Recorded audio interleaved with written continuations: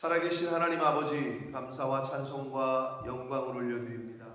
아멘. 오늘도 생명을 저희들에게 허락하시고 새날을 허락하시고 저희들의 발걸음을 이 은혜의 보좌 앞으로 옮겨주셔서 찬송케 하시고 기도할 수 있게 하시고 말씀을 들을 수 있게 하시니 하나님 감사합니다. 아멘. 아버지, 메마른 땅을 적시는 비를 내려주시듯 주님. 우리의 심령에 성령의 단비를 내려 주옵소서. 아멘. 이 시간 말씀을 통하여 우리의 심령 묵은 땅이 기경되게 해주시고 아멘. 딱딱한 땅이 하나님의 성령의 그 단비를 통하여 물러질 수 있도록 기경하기에 좋은 마음의 밭이 되도록 이 시간을 주장하여 주옵소서. 아멘. 예수 그리스도 이름으로 축복하며 기도 올리옵나이다. 아멘. 아멘. 요엘 선지자는 당시에 있었던 메뚜기 떼와 가뭄 재앙을 통해서 하나님의 심판을 예고합니다. 그래서 오늘 2장에 나오는 여호와의 날, 하나님의 심판이 가까웠다라는 그 경고도 메뚜기 떼의 재앙을 의인화시켜서 꼭 사람이 아마 딱 지금 읽었을 때 느끼셨겠지만 군대가 침략해 오는 것으로 표현을 하고 있다. 아마 메뚜기 떼 SNS 같은 데서 이렇게 보시거나 유튜브 같은데 메뚜기 떼 습격 해가지고 치시면 어마어마한 그 수십만 마리의 메뚜기 떼가 이렇게 쓸고 지나가는 것을 영상을 통해 볼 수 있는데, 저도 궁금한 게 그렇게 하늘을 덮을 정도로 해를 가릴 정도로 그 수많은 메뚜기 떼가 지나가면 날아다니면 서로 부딪히지 않을까라는 생각을 하는데 한마디로 떨어지는 메뚜기는 없는 것 같아요. 그렇게 운집을 해가지고 날아다니는데도 오와 열이 맞는 것처럼 부딪히지가 않아요. 자, 그 모습을 요엘 선지자는 군대가 줄을 맞춰서 오와 열을 맞춰서 쳐들어오는 것처럼 묘사를 하고 있다. 자, 그래서 여기서 말하는 그 군인의 이미지, 결국은 이제 바벨론의 침략을 예시하고 있고 예표하고 있단 말이에요. 그래서 이 여호와의 날, 심판의 날은 기쁨의 날인 동시에 애곡의 날이다. 왜냐하면 의인에게는 상 받는 날이고 악인에게는 멸망당하는 날이기 때문에 그 두 가지 의미가 다 있단 말이에요.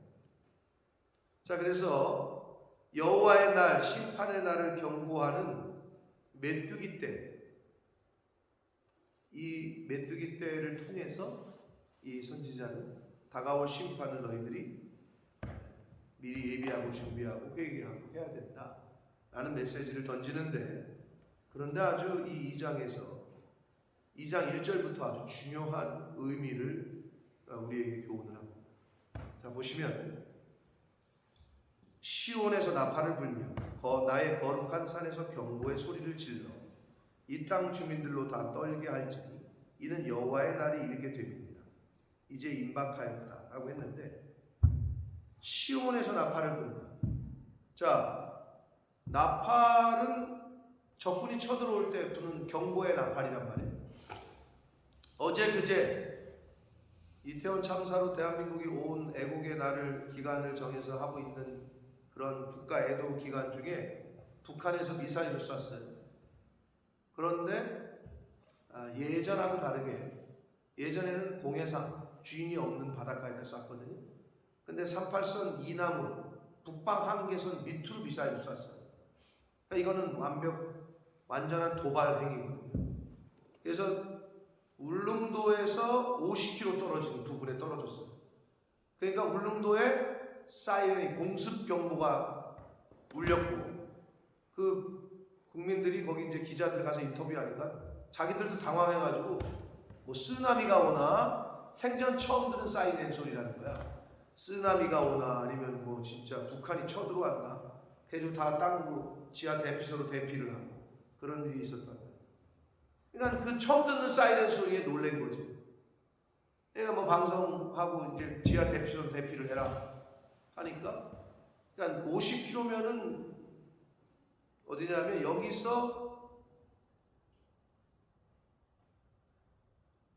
여기서 윈체스터 못 가서 정도에 떨어진 거예요. 미사일이. 그러니까 우리 쪽에서는 황당하지. 물론 우리 영토, 사람 사는 땅에는 안 떨어졌지만 바다에 떨어졌단 말이에요. 이걸 넘어서 가지고. 그래서 우리도 비행기를 띄워가지고 그 북방 한계선 너머에 미사일 3개를 쐈어요. 3배로 갚아준다는 거예요. 비행기를 띄워서. 근데 이제 뭐 나라에서는 걔네가 다른 미사일은 다 북방 한계선 북쪽으로 떨어졌는데 자기네가 쏜 게 얘네가 실수로 이쪽으로 하나가 떨어진 거 아니냐. 어찌됐건 우리의 영해로 떨어졌단 말이에요. 그래서 좀 긴장을 했었다는 뉴스가 나왔어요. 자, 그 사이렌 소리를 듣고 울릉도 주민들, 여행객들이 난리가 나는 모습, 우왕좌왕하는 모습이 이제 뉴스에 나오더라고요. 자, 경보의 나팔을 어디에서 불러요? 시온에서. 시온이 어디야? 시온산. 하나님의 임재를 상징하는 예루살렘에 있는 시온산. 이란 말이에요. 자, 그리고 나의 거룩한 산에서 경고의 소리를 질러. 같은 말이에요. 시온산과 나의 거룩한 산. 자, 그러면 경고의 나팔을 누구에게 불어야 돼요? 예수 믿는 사람들이 들어야 돼요? 예수 믿지 않는 사람들이 경고의 나팔을 들어야 돼요? 그 우리가 생각할 때는 경고의 나팔은 세상 사람들을 듣기 위해서 나팔을 부는 것처럼 생각하죠? 근데 오늘 1절에 아주 분명하게 얘기를 하고 있어요. 자, 에스겔서 33장 7절에 보면 인자야 내가 너를 이스라엘 족속의 파수꾼으로 삼음이 이와 같으니라. 그런즉 너는 내 입의 말을 듣고 나를 대신하여 그들에게 경고해라 라고 에스겔 선지자에게 하나님이 말씀하시는 장면이 나와요. 자, 나팔이 어디서 울렸다고? 시온에서. 어디서? 나의 거룩한 산에서. 그래서 뭐라고 말씀하세요? 이 땅 주민들로 다 떨게 할지니 이는 여호와의 날이 이르게 됐다. 이 땅 주민들이 오늘날로 말하면 예수 믿는 사람들이에요? 예수 안 믿는 사람들이에요? 믿는 사람들. 이 땅 주민들은 유대인 이스라엘 백성이에요? 이스라엘 백성이 아니에요? 이스라엘 백성. 그러면 여기서 중요한 건 뭐냐? 정작 들어야 될 경고의 나팔 소리는 내 백성 이스라엘 백성들부터 먼저 들어야 된다는 소리야. 이거 나팔 하나님이 임하신다라는 거 세상 사람들에게 알려야 된다? 라고 생각하잖아요, 일반적으로. 근데 여기서는 지금 이 나팔 소리를 내 백성에게 먼저 불라는 거야. 이거는 뭐랑 맥을 같이 하느냐? 신약의 사도 바울이 이 복음은 누구를 위하여? 먼저는 유대인에게, 그리고 헬라인입니다. 그러면 이 말은 뭐냐? 하나님의 날, 여호와의 심판의 날을 준비해야 될 사람들은 저와 여러분이라는 거예요. 먼저 교회에서 먼저 들어야 된다는 거야, 이 나팔 소리. 우리가 일반적으로는 세상 사람들에게 나팔을 불어가지고 알려줘야 될 것 같은데 그게 아니라는 거예요. 경고의 나팔 소리는 이 하나님의 안타까움은 저와 여러분이 먼저 빨리 들어야 된다는 거예요. 이 회개의 외침은 이 하나님의 성경을 통한 하나님의 그 간절한 호소는 우리들이 먼저 들어야 된다는 거지. 저와 여러분. 그러므로 저와 여러분이 먼저 회개해야 되고 이 교회에서부터 경고의 나팔이 울려 퍼져야 되고 먼저 들어야 될 사람은 바로 저와 여러분이라는 거예요. 복음이 필요한 건 누구냐? 저와 여러분이라는 거지. 내 눈에 있는 들보를 먼저 빼야 된다는 거지. 근데 설교를 듣고 김집사 잘 들어, 김집사한테 하는 소리야. 이런 소리를 한단 말이야. 왜? 우리 속에는 그게 있어. 나는 아니야. 다른 사람이 잘못했어. 그게 기본적으로 깔려있고. 근데 아니라니까. 경고의 소리는 시온산에서 내 백성에게부터. 이게 아주 중요한 의미를 던지고 있습니다. 그러니까 하나님의 말씀은 나에게, 나를 고치라고 주시는 거지 다른 사람이 아니에요.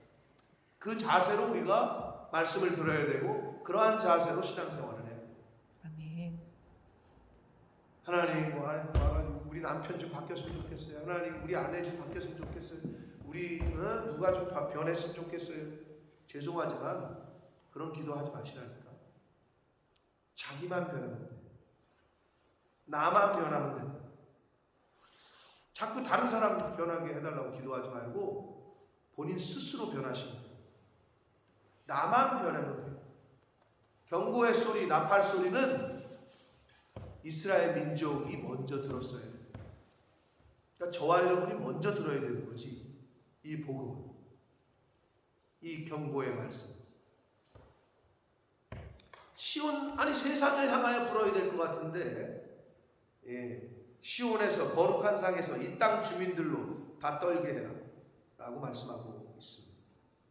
여호와의 날이 이르렀다는 거예요. 심판의 날이. 2절, 곧 어둡고 캄캄한 날이요 짙은 구름이 덮은 날이라 새벽빛이 산꼭대기에 덮인 것과 같으니 이는 많고 강한 백성이 이르렀다. 지금 메뚜기 떼를 이렇게 의인화하고 얘기하고 있는 거예요. 요엘 선지자가 이 메뚜기 떼를 향해서 이와 같은 것이 옛날에도 없었고 이후에도 대대에 없을 것이다. 바벨론의 침략, 그 대군이 침략하는 것을 메뚜기 떼에 비유해서 경고를 합니다. 불이 그들의 앞을 사르며, 구약성경에서 불은 하나님의 심판을 보편적으로 상징합니다. 물론 여호와의 불 할 때 성령에도 의미를 하지만 보편적으로 하나님의 심판을 상징해요. 불꽃이 그들의 뒤를 태우리니 그들의 예전의 땅은 에덴 동산 같았으나 그들의 나중의 땅은 황폐한 들 같으니 그것을 피할 자가 없다. 자, 하나님이 원래 이스라엘 백성들에게 주신 땅은 젖과 꿀이 흐르는 땅, 에덴 동산과 같은 땅이었는데 그 이스라엘 백성들이 죄를 짓고 우상 숭배하고 범죄함으로 그 땅이 완전히 들짐승들이 사는 땅, 돌 위에 돌 하나도 남지 않는 땅, 예루살렘 성은 완전히 황폐하고 다 무너져가지고 황폐한 땅이 됐다 라는 거예요. 그렇게 될 거라는 거예요. 그러니 회개하라는 거지. 돌이키라는 거지. 메뚜기 떼의 습격을 보고. 그의 모양은 이제 4절 이하에서는 더 군대처럼 표현을 해요. 메뚜기 떼를 바벨론 군대가 침략하는 것처럼 아주 그렇게 묘사를 하는데 그의 모양은 말 같고 그 달리는 것은 기병 같으며 누가 봐도 군대의 비유를 하고 있잖아요. 그들이 산꼭대기에서 뛰는 소리는 병거 소리와도 같고 불꽃이 건물을 사는 소리와도 같으며 강한 군사가 줄을 벌리고 싸우는 것 같으니 그 앞에서 백성들이 질렸다. 뭐에 질려요? 공포에 질렸다는 거죠. 무리의 낯빛이 하얘졌다. 창백해졌다는 거예요. 핏기가 없는 상태. 극도의 공포에 휩싸이면 낯빛이 하얘지죠. 그래서 이태원 참사 사건을 겪은 생존한 사람들의 이야기를 들으면 지금 저 앞에서 죽어가고 있는데 뉴스를 보신 분들 알겠지만 소방관과 경찰이 빼내도 빠지지가 않아요. 몇 겹이 쌓여 있어가지고 사람들은 벌써 질식해가지고 이 압사를 당해서 다 정신을 잃어가지고 널브러져 있고, 근데 그것을 지켜보는 사람들이 이제 트라우마를 겪는 거죠. 무기력함. 자기 친구가 죽어가는데 어떻게 할 수가 없었다. 그 극도의 공포에 질리면 사람이 정신도 잃고 혼전하거나 하는데 창백해진 거예요. 얼굴이 낯빛이 하얘졌다. 그들이 용사같이 달리며 무사같이 성을 기어오르며 메뚜기 떼가 막 그냥 싹 쓸어가는 모습을 군대가 성을 타고 올라오는 것처럼 이렇게 묘사하고 있는 거예요. 각기 자기의 길로 나아가되 그 줄을 이탈하지 아니하며 피차에 부딪히지도 아니하고 각기 자기의 길로 나아가며 무기를 돌파하고 나아가나 상하지 아니한다. 한치의 오차 없이 질서정연하게 완벽하게 싹쓸이를 하는 메뚜기 떼의 모습, 그리고 바벨론 군대의 모습을 그렇게 표현하고 있는 거죠. 9절, 성중에 뛰어 들어가며 성 위에 달리며 집에 기어오르며 도둑같이 창으로 들어가니 그 앞에서 땅이 진동하며 하늘이 떨며 해와 달이 캄캄하며 별들이 빛을 거둔다. 빛을 잃는다는 얘기예요. 해와 달과 별, 1월 성신이 빛을 잃는 자, 장면이 몇 군데 성경에 나오거든요. 첫 번째는 예수 그리스도가 십자가에 달려 죽으셨을 때, 그때 하늘이 1월 성신이다 어두워졌어요. 하늘이 캄캄해지고 빛을 잃고, 그리고 이제 계시록에 나오는 하나님의 심판의 날, 그런다고 나오거든요. 여기서도 결국 하나님의 여호와의 심판의 날이 이르렀다는 것을 계속 강조를 하고 있는 거예요. 근데 이제 11절, 여호와께서 그의 군대 앞에서 소리를 지르시고, 그래요. 그의 군대 앞에서 소리를 지른다. 아까 우리가 352장 십자가 군병들아 찬송했는데 거기 1절에 이렇게 나와요. 그 군대 거느리사 이기게 하신다. 군대를 거느리신다. 그 군대 앞에서 소리를 지르신다. 누가? 여호와께서. 누가? 하나님께서 친히 진두지휘하신다는 거예요. 그러면 이게 하나님께서 진두지휘를 하시는데 누구를? 바벨론 군사를. 결국 바벨론이 침략을 한 것 같으나 배후에는 하나님의 허락이 다 있었다는 거예요. 그래서 성도는, 여러분 이 부분을 우리가 중요하게 여겨야 돼요. 성도가 당하는 고난은 아유 저 사람만 없었어도 좋겠다, 아우 저 인간만 없어도 좋겠다 얘기하잖아요. 그 인간, 그 사람이 하나님의 조종을 받고 있는 거니까. 큰 틀에서 보면 하나님이 허락하시지 않으면 날아다니는 참새 한 마리도 떨어지는 게 없어요. 하나님이 허락 안 하셨는데 바벨론이 감히 하나님의 민족인 이스라엘 백성을 치겠어요? 아니라니까. 그러므로 성도는 나에게 당한 고난과 환난이 누구 때문이요, 뭐 때문이 아니라 하나님이 지금 나에게 주시는 거라라는 자세를 갖고 그 상황에서 그렇게 인식을 해야 된다.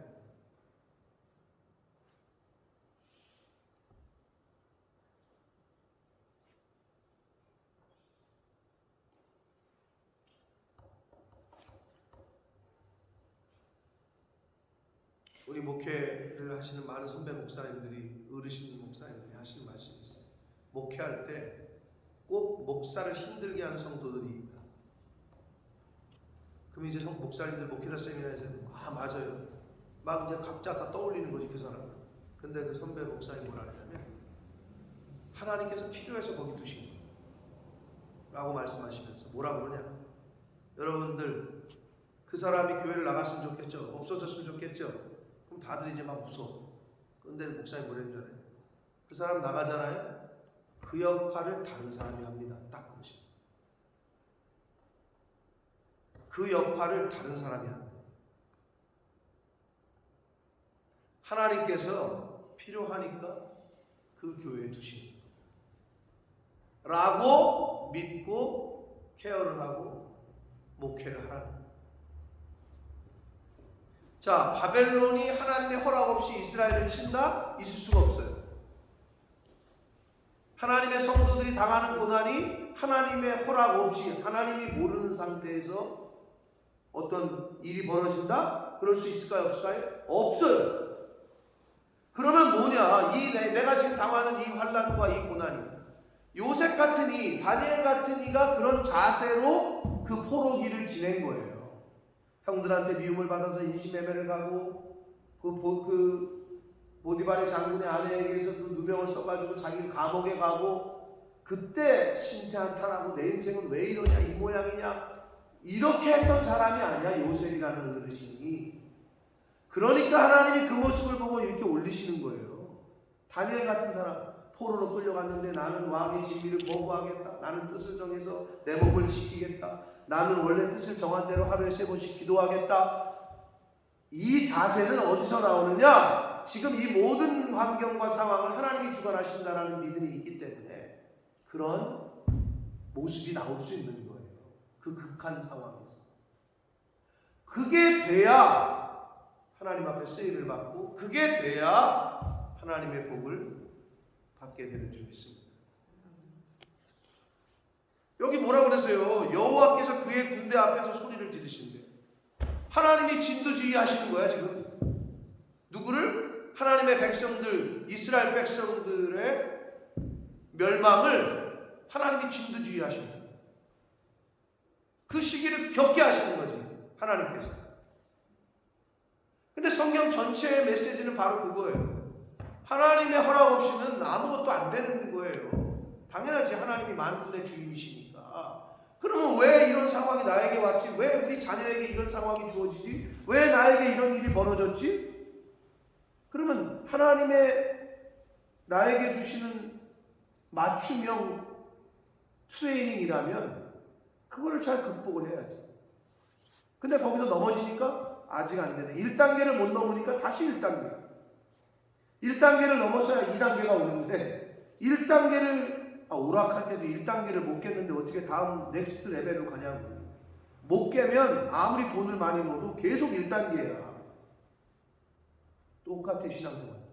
그리스도의 장성한 분량에까지 자라가야 되는데 10년을 20년을 30년을 신앙생활을 해도 계속 어린아이와 같이 우유만 먹고 있어. 그러니 단단한 거는 먹을 수가 없지. 그러니 저 너머에 있는 그 고차원적인 그거는 경험을 못하는 거지. 그러니까 우리가 신앙생활을 하고 말씀을 보면 아니 다니엘, 요셉 같은 또는 다윗 같은 여러분이 고난을 당해요? 어디 인신매매 여러분이 의지로 영국에 왔지 여기 팔려온 거 아니잖아요. 근데도 그 극한 상황에 처했던 사람들의 왜 이 사람들이 이런 복을 받았을까를 잘 보시라. 그러면 내가 요셉이 돼야 되고 내가 다니엘이 돼야 되고 내가 다윗이 돼야 그래야 그 복을 받는 거 아니겠어요? 그게 기본입니다. 지금 바벨론의 군대를 메뚜기 떼의 재앙을 여호와께서 진두지휘하신다고 요엘 선지자는 말씀하고 있습니다. 그러면 저와 여러분에게 지금 처한 각 사람에게 처한 그 상황이 하나님이 진두지휘하시는 거야. 그럼 그때 어떠한 자세를 우리가 하나님 앞에 올려드릴 거냐는 거지. 어떠한 모습을 보여야 될 거냐는 거지. 그래야 다음 레벨로 간다니까. 그게 통과가 돼.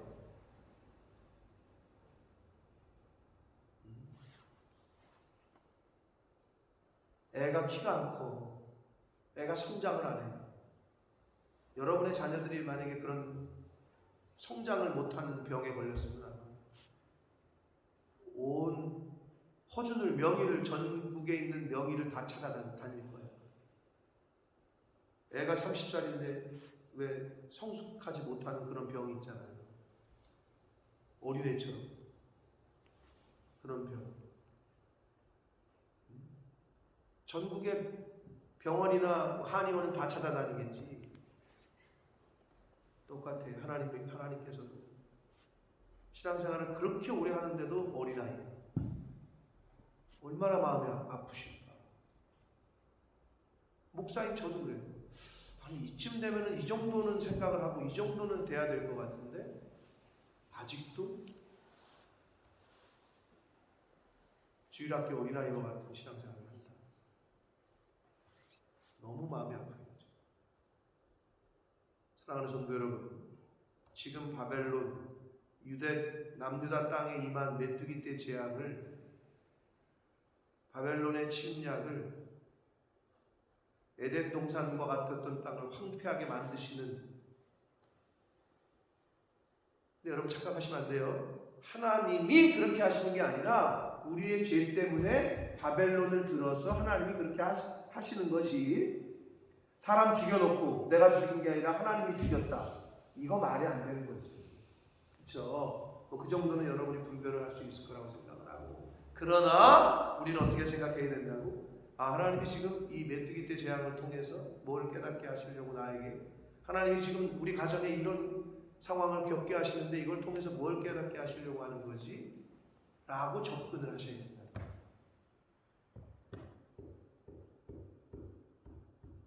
그게 가장 중요한 포인트입니다. 신앙생활에 있어서.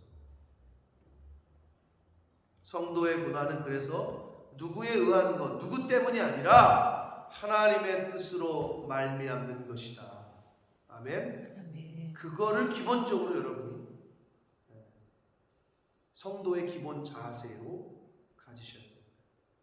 자, 그리고 이 메뚜기 떼 재앙을 사람의 군대, 바벨론 군대가 쳐들어오는 것 같이 지금 요엘 선지자가 묘사를 했는데, 아까 십자가 군병들, 저와 여러분이 십자가 군병들인데 교회는 하나님의 명령에 따라 움직이는 일사불란한 군대가 되어야 해요. 물론 다른 의미이긴 합니다만은 중세시대 때 가톨릭이 어떻게 했어요? 모라는 이름으로 말 그대로 성전, 십자가 내걸고 가서 전쟁에서 많은 사람을 죽이고 했단 말이에요. 네, 물론 그런 잘못된 안 좋은 게 좀 있긴 하나 영적으로 볼 때 우리는 십자가 군병이에요. 십자가 군사야. 군인은 명령에 따라 움직이는 거예요. 위에서 지휘관이 명령을 하면 일사불란하게 움직이는 게 군대예요.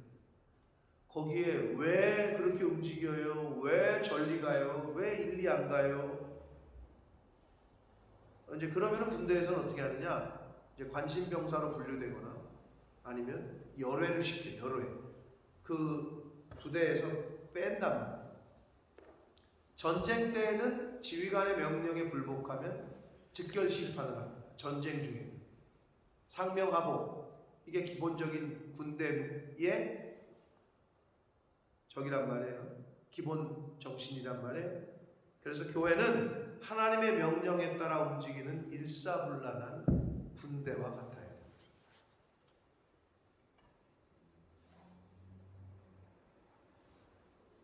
근데 이거는 어디에도 적용이 되느냐? 우리 인간 세상에도 다 적용이 됩니다. 스포츠에서 한 팀이 하나처럼 움직여. 여러 명이 한 팀으로 돼서 일사불란하게 감독의 포메이션에 따라서 일사불란하게 움직이면 경기에서 이기는 거예요. 그런데 다 각계전투야. 나는 이렇게 하는 게 좋을 것 같은데 내 전술은 이건데 나는 이건데 선수가 다 11명이 만약에 축구 경기에서 따로따로 논다. 그 팀은 이길 수가 없어요. 어디는 안 그래? 각 가정에서 아버지 생각 따로, 엄마 생각 따로, 아들 생각 따로, 막내 생각 따로 다 따로 국밥이야. 아니 그 가정이 어떻게 잘 될 턱이 있나? 사업을 하는데 사장님 생각 따로, 매니저 생각 따로, 직원 생각 따로. 그러니까 자기가 하고 싶은 대로 해. 그런 가게가, 그런 사업장이 무슨 성공을 하겠어요? 당연한 거죠. 교회도 마찬가지예요. 여러분 삼성이 왜 잘 되게? 이재용 회장이 얼마 전에 회장으로 취임을 했는데 이재용이가 오더를 내리잖아요? 그러면 그게 일사불란하게 움직이는 거예요. 그러면 잘 되는 거예요. 근데 너무 웃긴 게 뭔지 알아요? 그럼 왜 직장 생활에 가서 그렇게 순종을 잘해요? 돈 때문에. 돈을 주니까. 근데 교회에서는 왜 그렇게 토를 달아요? 돈을 안 줘서 그러나? 그 자세를 고쳐야 된다. 하나님의 말씀이 떨어지면 이해하고 가면 돼. 근데 중요한 건 뭐야? 그게 성경에 위배되거나 하나님의 말씀에 주의 종의 그 오더가 만약에 성경에 배치가 된다. 그럼 목숨 걸고 뭘 해야 되겠지. 근데 그게 아닌데도 내 생각에는 이런 것 같은데 내 생각엔 내가 지금까지 살아온 교회 문화 가운데 이게 맞는 거 이거 버려야 된다니까. 그건 자기 생각이지. 여러분 그건 기본이에요. 대사가 지금 주영 한국 대사가 있는데 대사는 정치 대통령이 마음에 안 들면 당신 와 다른 사람 보내 이렇게 하는 게 대사잖아요. 왕이 명령을 하고 오더를 내리는 거니까. 그러면 김대세가 있을 때는 이렇게 했는데 이대세가 와가지고 이렇게 하라니까 무슨 말씀이세요? 나는 김대세 때 했던 것처럼 우린 이렇게 할 거예요. 직원들이 그래? 그럴 수 없는 거예요. 대사가 바뀌어도 대사관은 돌아가요. 그러나 어떻게? 그 대사관에 있는 직원은 전임 김대사님이 이렇게 하라고 한 것대로 할 거예요. 이렇게 하는 사람은 아무도 없어요. 근데 성도가 교회에서 이게 제일 안 돼. 왜 직장에서는 순종을 잘하느냐? 왜 다른 데서는 순종을 잘하는데 교회에서는 그게 안 되느냐?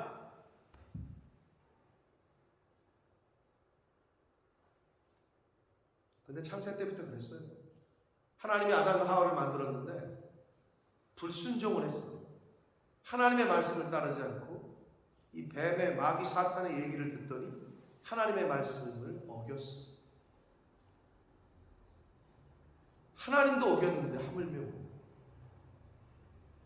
그러나 여러분, 교회가 어떤 조직이건 한마음 한뜻이 되는 조직과 사회의 그룹이나 교회는 성장을 하고 부흥합니다. 그러나 자기 생각대로 신앙생활하는 사람들이 많을수록 그 교회는 하나가 될 수 없습니다. 그러면 제가 늘 말씀드리는 대로 하나가 되는 유일한 방법 뭐라고요? 왜 군인들이 저렇게 일사불란하게 내가 영상도 보여드렸잖아요. 오와 열을 맞춰가지고 움직입니다. 지휘관의 말에 따라 움직입니다. 앞으로 가! 하면은 앞으로 가는 거예요. 근데 이제 딱 서 있다가 난 뒤로 가고 싶은데 뒤로 가? 난 옆으로 가고 싶은데 옆으로 가? 안 된다니까. 지휘관이 앞으로 가라 그러면 앞으로 가는 거고 쓰라 그러면 쓰는 거고 우야우 하면 우야우 하는 거고 그래야 하나가 된다고. 각자 생각들이 있겠지. 난 뒤로 가고 싶고 난 옆으로 가고 싶고 나는 뭐 서 있고 싶고 그거 다 버리고 지휘관이 명령하는 대로 하면은 하나가 된다. 유일한 방법은 그거. 다 각자의 생각을 버리고 성경에 맞춰서 하나님의 말씀이 임하면 교회에서 목사님이 오더를 내리면 그대로 다 움직이잖아요. 그러면 그렇게 되는 거예요. 그래서 그렇게 되는 교회들은 부흥하고 성장을 하고 복을 받아요.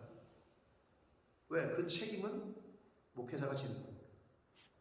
근데 어떤 의미에서는 책임을 목회자한테 묻지를 않는 성도들이 있어요. 그 목사는, 그러니까 목사도 성도들에게 그냥 그렇게 해도 내버려두고 성도들도 목사가 그렇게 해도 서로 약간의 적을 주는 거예요. 핸디를. 여러분 그런 교회가 얼마나 많은지 몰라요. 목사님 뭐 신방을 뭐 가정까지 오십니까? 우리는 안 오셔도 됩니다. 그럼 목사 편하시면 안 가요. 근데 그 편한 거야. 그래서는 안 됩니다. 근데 이 사람들도 내 영역에 침범하지 말았으면 목사도 이러고 있어. 그런 교회가 무슨 단일이고 무슨 하나야. 여러분 세상 문화, 세상도 마찬가지야. 어느 사업장이 하나 성공하고 회사가 성공하려면 그 회사의 직원들이 그 사장하고 똘똘 뭉쳐가지고 하나가 돼야 성장하는 거예요. 하물며 영적인 일이겠어요? 하나님이 말씀하시면 군사처럼 가는 거야. 오라 그러면 오고 쓰라 그러면 쓰고. 근데 그게 안 돼. 그 자세가. 그러니 복을 못 받는 거예요. 바벨론의 군대를 여기서 여호와께서 그의 군대 앞에서 소리를 지르신다. 그의 진영은 심히 크고 그의 명령을 행하는 자는 강하다.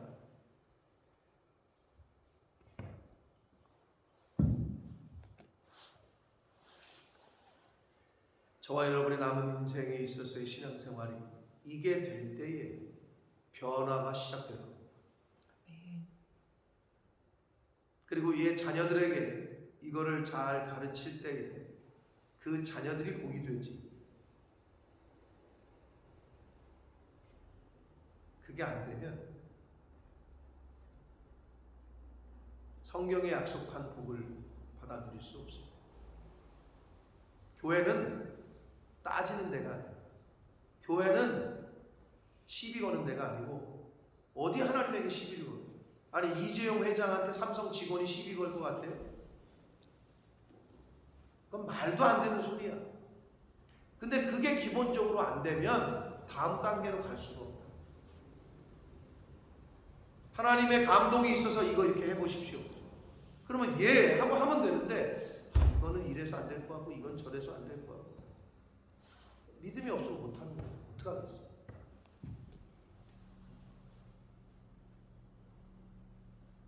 바라기는 저와 여러분이 한 번밖에 사는 인생인데 하나님을 믿잖아. 우리가 전지전능한 하나님. 그럼 그 하나님을 믿고 행하시면 돼. 믿음으로. 그러면 하나님이 역사하신다. 아멘? 아멘. 아멘이 안 돼요? 아니 도대체 저와 여러분이 믿는 하나님이 누구냐고? 전지전능하신 하나님입니다. 아멘. 그러면 그분을 믿고 행하시라니까. 뭘 재고, 뭘 자꾸 생각을 하고, 뭘 자꾸 주변을 보고. 그냥 믿음으로 홍해 바다로 들어가라면 들어가는 거고. 에스더가 뭐라 그랬어요? 내가 나아갈 텐데 죽으면 죽으리라. 그 믿음이 있으면 여러분 세상을 이깁니다. 아멘? 아멘. 세상을 이기는 것은 다른 거 없어요. 여러분의 믿음입니다.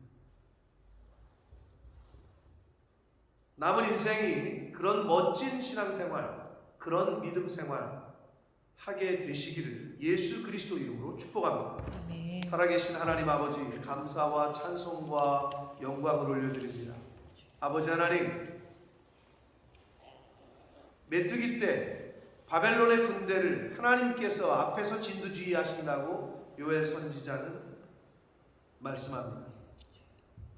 나에게 주어진 지금의 어려움과 고난과 환난, 하나님께서 나를 사랑하셔서 나를 고치게 하시기 위해서, 나를 살리시기 위해서 주시는 환경과 상황인 줄 믿습니다. 아멘. 하나님, 나에게 필요한 것이 무엇인지를 바로 깨닫게 해주시고, 하나님이 왜 생명을 더 연장시키시고 있고 하나님이 왜 하루를 더 살게 하시는지를 바로 깨닫게 해주셔서 말씀을 통해 주시는 하나님의 나팔소리, 경고의 소리를 저희들부터 듣게 하셔서 아멘. 그 하나님의 날을 잘 준비하고 예비하는 하나님의 백성들 저희들 모두가 되게 하여 주옵소서. 아멘. 예수 그리스도 이름으로 축복하며 기도 올리옵나이다. 아멘.